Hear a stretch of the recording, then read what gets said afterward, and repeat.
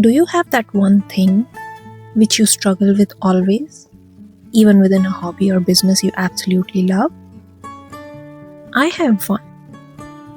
It is miniatures and cute desk friends. I cannot make cute animals or anything else to save my life. However, that is not my line of products just yet, so I'm not worried about them. The thing that frustrates me the most and is relevant to my art and business though is clay flowers. I see so many creators creating absolutely breathtaking flowers of different kinds, and I am not able to. So come with me and practice a few types and we shall see where it goes.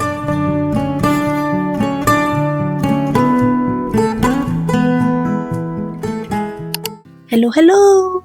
Welcome back to my channel. If you are new here, hi, I'm Kitsu, and I am now able to offer my polymer clay earrings to folks in India because my mom has started the shop for me. One of these days, I will elaborate on this decision of my mom being the business owner and not me.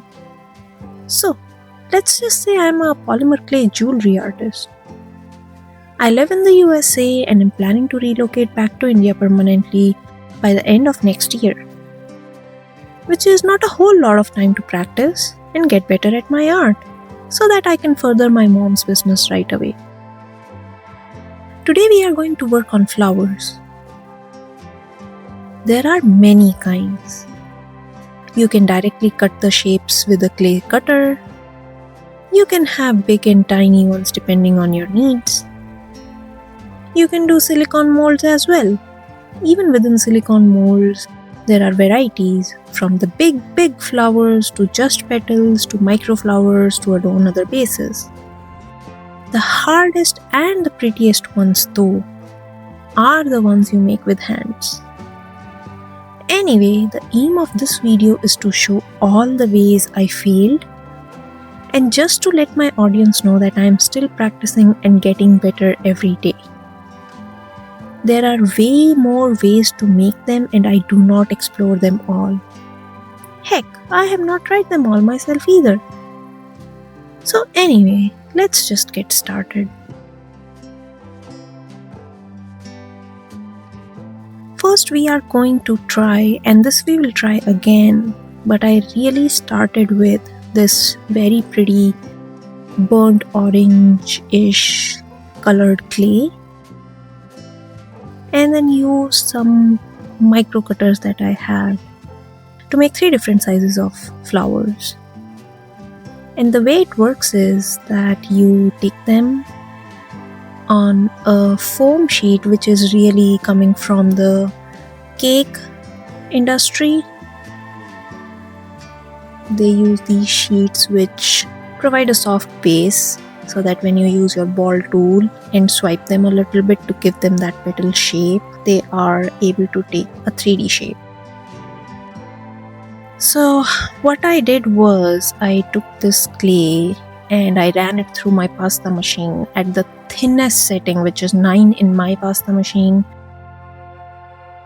It could be different for everyone. And then I took them, put them on this foam sheet, and I just made the shape using the ballpoint tool. Individually, these flowers look great. Obviously, you need to do a lot of practice to make sure that you are putting the same pressure on each side, which I failed to do here. However, they look good individually. So the idea behind 3 different sizes is that you layer them up. You start with the middle one, put it inside the biggest flower so that there is another layer. And then you take the smallest one and then put it inside the 2-layered flower to give it a 3D effect. Unfortunately, these were so thin that they stuck to each other, or maybe I just did not know how to do it well. And so this ended up being the result, which I did not like. So I scratched that, and then I rolled my clay again on the thinnest setting because I want the petals to be as thin as possible. This time I'm taking the individual petal cutters. Unfortunately, these are not the best ones, they are not very sharp, so there is a weird edge that comes off, but since I'm experimenting, I try here. Again, there are 3 different sizes of petals. I'll try to have 5, I believe. No, maybe more. So I transfer them to the foam sheet. However, I decided at the last moment to use that silicone petal shaper, and it really does a great job. But the petals become so big ultimately that this could have become a big flower earring in itself. I actually did end up making a really good flower out of this, which I did not take the video of, but I was again disappointed with the layering, which you will again see in a few minutes, because there is a similar experiment that I conduct with another colored clay. So this time I gave up and I just ended up using the silicone molds, and I got those pretty hoop flowers that are available in my shop now. This was after I came back from India. I had new cutters and I really wanted to make the ones that I have seen other people making. So I decided to give the whole experiment a try again. Maybe I was doing something wrong last time, maybe my clay was not good, maybe I was going too thin with the flower cutters. So I decided to do it again. And this time I had a new silicone shaper which was in the form of a flower, and it did come with a bigger cutter, but I wanted to see if the smaller flowers would shape well as well. Unfortunately, that did not happen, so I gave up here. So then again, I went to the thinnest setting, made the petals this time first, shaped them using the petal shaper, and then tried making a flower out of it. This time 3-petaled one, which did not make sense, and it looked hideous, so I scratched that.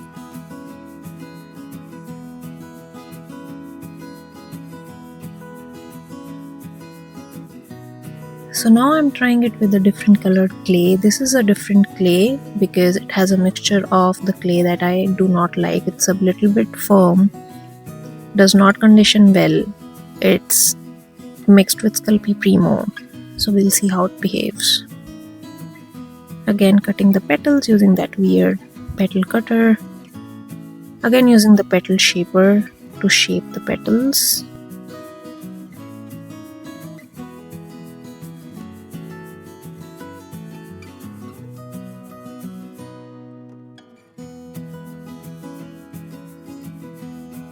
Oh hey, not bad.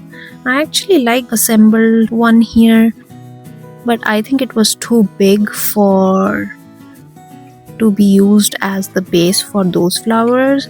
So I still tried using the smaller petals to make layers, or maybe just try them individually so that I can use that for that base that you are seeing, the orange base. But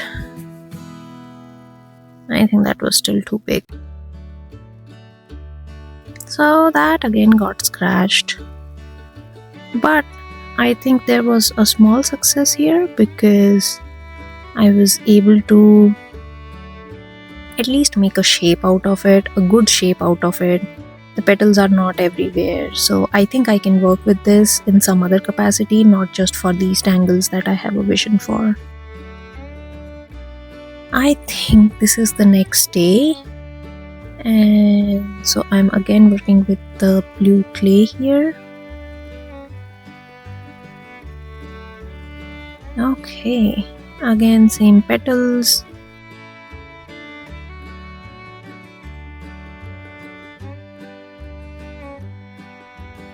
Oh, I think the difference this time was that I did not go for the thinnest setting. I was somewhere at around 4, I believe, and so the petals that you see here are a little bit thicker than what we were playing with before. I thought maybe I would get a more 3D effect if the petals are a little bit thicker.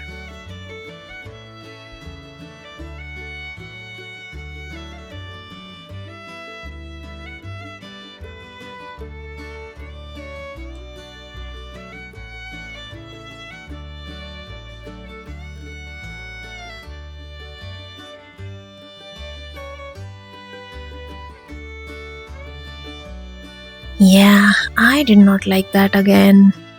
So, I'm gonna go back to the first experiment that I tried. Again, cut the shapes from the clay.